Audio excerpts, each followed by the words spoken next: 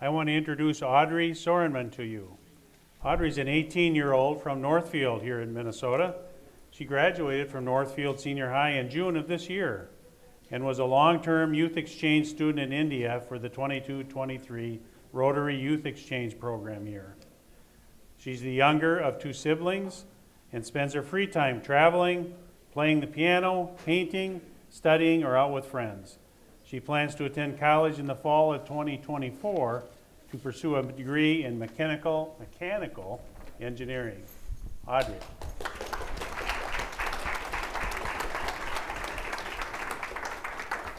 All right, hi everybody. As I was just introduced, my name is Audrey Sorenmann. I'm a former youth exchange student. I went to India in the 2022-2023 Youth Exchange Program year, and I'm just here to talk to you all a little bit about my experiences with youth exchange, with Rotary, and everything else involved with that. So this is my presentation. A little background on me. Like Ed said, I am the younger of two siblings. My parents and my older sister all work in healthcare. I've always been more interested in the STEM, engineering, math, technology side of things. Before I went on exchange, nobody else in my family had been an exchange student or even left the United States. So I definitely kind of pioneered this idea with my family. Before I went on exchange, I was pretty involved in my high school. I was in the environmental club. I was a member of the junior varsity cross-country team. I participated in local theater productions and things like that. And during my free time and my summer, I would spend time at the Cannon Valley Makerspace and as a member of a local engineering project with local students. So you all might be wondering, how did I, as someone so involved in my local community, in my school, become a youth exchange student? So I spent the first 2 years of my high school experience, quote, the best years of my life, stuck at home because of the pandemic. So as you can probably tell, that is not the best environment for a high schooler who really likes to get out there, to be involved in the local community, all that sort of things. So when I was a junior, I had the opportunity to attend a presentation at my high school put on by the Northfield Rotary Club, where they talked about the long-term youth exchange program. And so I was enamored by the idea. I kind of sprung it on my parents. I went, Mom and Dad, sit down. I want to be a youth exchange student. And they had some qualms. They were not 100% sure that this was a great program, that this was something I would enjoy doing long-term or anything like that. But I convinced them. We did some research. We looked into other exchange programs. And out of all of the research we did, out of all the exchange programs that we researched, we decided on Rotary because of all the values that Rotary upholds. We realized that Rotary would support me during my exchange, before my exchange, and after my exchange. So that was something I knew I would never get from the other exchange programs I looked into. Rotary really ensures that every exchange student has a comprehensive immersion in the culture that they choose, in the country that they choose, and they ensure that in a lot of ways. Some of the things I really appreciated were the fact that I lived with multiple host families on my exchange. I know a lot of programs, you get just one host family or you live in a hostel, but because Rotary is so insistent on having 3 host families or minimum 2 host families, you really get different and diversified views of whatever culture that you are living in. So from September onwards of 2022, I was sent through an orientation program. I did some language learning. I learned Hindi through Pimsleur lessons. We all kind of got together as a group of outbound exchange students to learn about each other, to learn about our backgrounds, and we continued through this entire process, visa delays, every road bump you could imagine. I received support from Rotary. So through a lot of trial and error on my part and a lot of wise advice and support from Rotarians, I finally made it to India on August 15th, 2022. And so I spent 275 days in India. This was really not an easy feat For me, getting to India was hard, and I really don't take lightly all of the support that I received from Rotarians while I was abroad, before I was abroad, and even now after I've come back. So I just wanted to give a thank you to everybody in this room. Even if you're not involved in the youth exchange program, you are a Rotarian, or maybe you're a prospective Rotarian. And so just being a part of this program, you helped me get to India and have a really, really great exchange year. So thank you for that. So I did a lot of things in India. One of my favorites was that I spent about 2 months traveling. I was the only exchange student in my entire district, which meant that all of the travel that I did was either with my host families or with a neighboring district. And through that time, I was able to travel from my city, Ahmedabad, in northwestern India, all the way to the very top of India, to the bottom, the very southern part, and all around the state that I was living in, Gujarat. So one memory that really sticks out to me from all of this travel was when I went to northern India. So kind of incredulously, as a Minnesotan, I found myself on exchange missing cold weather and snow because India is a very hot, very humid, or alternatively a very dry country. So I went from experiencing Septembers that have 50-degree weather to about 90-degree weather. So after a few months of my exchange, I was ready to go back to experience snow. So back in February of this year, myself and 10 other exchange students took a train to northern India, and we were able to visit the Himalayas. And so, as one of the only exchange students on that trip who had ever seen snow before, I decided that it would be a great plan to start a snowball fight with the other exchange students there on that mountain. So we all played extremely dirty. We were shoving snow down each other's coats. We were throwing snowballs at each other's faces and everything. But what sticks out to me about this memory is that I was able to connect with these other exchange students so far away from my home by giving them a little insight into what I experienced in my day-to-day back here in Minnesota. Snow is probably something that you all have a love-hate relationship with. You know, it's beautiful, but you hate shoveling. You hate having to drive when it's super cold. But for a lot of these students that I was with, they'd never seen snow before. So they'd never built a snowman. They'd never had a snowball fight. They'd never made a snow angel. And so I was able to show them all of my favorite things to do in the snow. And through that, I was able to foster some really great friendships and memories here in Manali. And then another thing that I was able to do on my exchange was learn. Obviously, exchange students learn a lot. They're learning a new language. They're experiencing a new culture. They're eating different foods every single day. But for me, one of my favorite things to learn was a dance called Garba. So Garba is a dance performed in the state of Gujarat, where I lived. And it is performed every single night for 9 consecutive nights every September. And this is a festival dance performed to honor the goddess Durga, who is a Hindu goddess. And this dance is performed, it's supposed to be a very lively, a very joyous performance. And as someone who had never taken a dance class, learning this dance was extremely terrifying. As you can see in that first picture, I am staring at my teacher. I am not confident in any way. But I took these dance classes every single night for the first month of my exchange, and these classes were instructed in the host language, Gujarati. So I came to India knowing no Gujarati. I had learned Hindi from my orientations. So being able to experience the language on a one-on-one basis, to be able to experience such a deep, rich cultural history, and such an important festival with these people that I was with was really important to me. And we performed this dance every single night.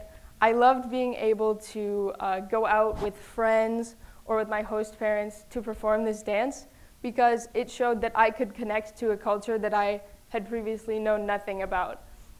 There was no judgment from the people in India on my dancing skills or my language skills. They were just happy that I was able to participate in something like this with them because this is one of the most important festivals in my state that I was staying in. And so for them to see me, an outsider, someone from the US, really diving deep and giving it my all, it really was important to them. And I fostered some really great connections with my dance instructor, with my first host family, with friends that I was making at school, because they were able to see that I was really trying to give back from my exchange and to experience what they lived through on a daily basis. So I also wanted to give a moment in my presentation to thank my host club, as well as some of the people that I met on my exchange. My first host parents actually chartered the club that hosted me in India, and it is an all-women's club. So to be able to experience such a connection with this club, as a girl, I went to India and I saw all these powerful female leaders and all of these women who were inspiring hope in their community. They were giving to children. They were organizing education camps and dental camps. And they made sure that every day I was going out and doing something that really connected me to the culture. So they inspired me to become more connected with the local community and the city that I was in, just because I saw them as powerful figures in their own community. And then I wanted to say a big thank you to everybody here. You might not know me, you might never have seen me before, but I know that the North Star Rotary District and the North Star Rotary Youth Exchange Program is one of the biggest and the best in this world. So I highlighted here a few people. These are a few people that helped me personally through my exchange. If you're not on these slides, it doesn't mean that I did not appreciate what you've done for me. I know I communicated with a whole lot of people on my exchange. A lot of you have probably heard correspondence that I sent to Northfield Rotarians about what I was doing on exchange. So I just wanted to give a thank you to everybody that is on this slide, and then as well, there were a few people in India, like my host club president. That second person there is my first host father. He was the former youth exchange officer of the district that I was in, and he was really instrumental in helping me through all these hard times that I experienced on my exchange. So thank you to all of these people. And then I wanted to close this presentation by giving you a few other insights into my youth exchange experience. So before I went on youth exchange, there were a lot of people who asked me why I even wanted to do it. This question didn't make a whole lot of sense to me because I was really looking forward to the positives of youth exchange. I knew I was going to foster new connections and find new families. But other people that were talking to me, they could only see the hard things that I was going to go through. And they didn't really want to understand or really experience why I would want to trade my good life here in the United States for something that they saw as so difficult. But for me, there was really never one reason to become an exchange student. I wanted the whole experience, the good, the bad, the ugly, everything. So I want to ask you guys, what originally inspired you to become a Rotarian? Were you looking to help other people? Were you looking to foster connections with new groups of people? Or was it something else? Whatever it was, you've all obviously found something that's worth staying for. So as Rotarians, you're all already striving for change in this world.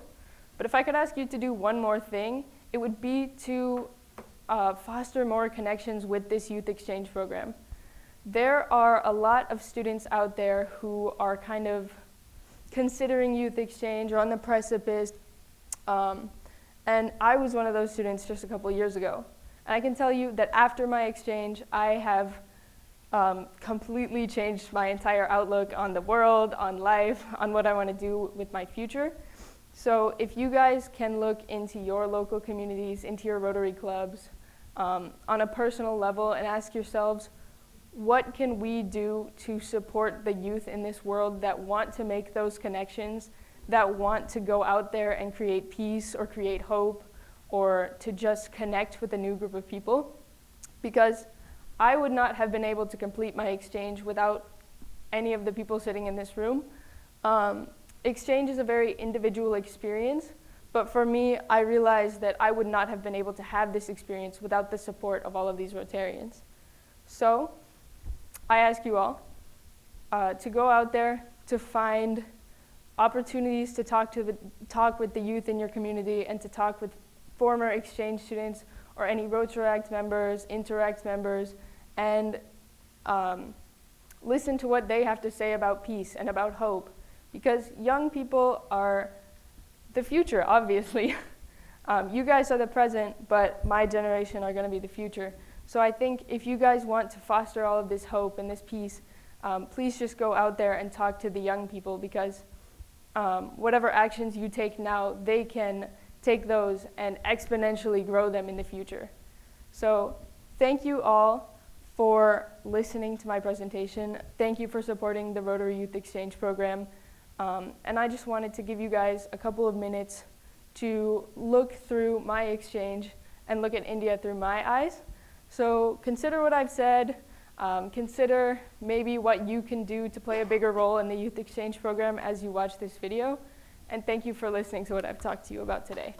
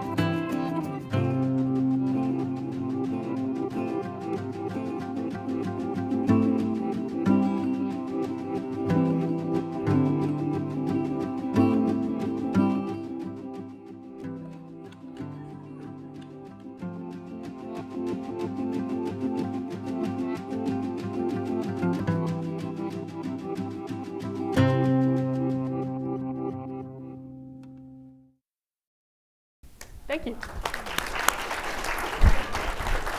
Audrey. I'm sorry.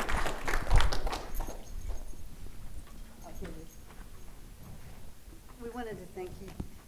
Now, I have to tell you this about Audrey. I was at the Northfields Club when they announced what happened with Audrey, and then she was, as she said, the only person in her district. So they said, come on, Audrey, you have to present at the district. And it's a small district. She was going to talk in front of 5,000 people. So she spent months preparing this PowerPoint. And her host family said, don't worry about it, we'll be with you. A week before she left, they couldn't go with her. Right. Yeah. Well, then the day of so she's standing in front of 5,000 people. The PowerPoint didn't work. Yeah. Yep. The whole machine broke. And so there she is. And so tell him, what did you do? So I was standing there in front of 5,000 people, one of the first presentations I've ever made, and my slides fail. So I think to myself, what can I do to connect with these people and to tell them just a little bit about my youth exchange experience without any preparation? So I introduce myself in my host language. I speak to them in Gujarati and a mix of Hindi because my district conference was in a different state. So not all of them spoke Gujarati, they spoke a different regional language. So I'm up there talking about my youth exchange experience in my host language all by myself. And at the end, after 5 minutes of just scrambling and talking about anything that I can, the crowd stands up and they give me a standing ovation. So, yeah, I think I saved it. Thank you so much.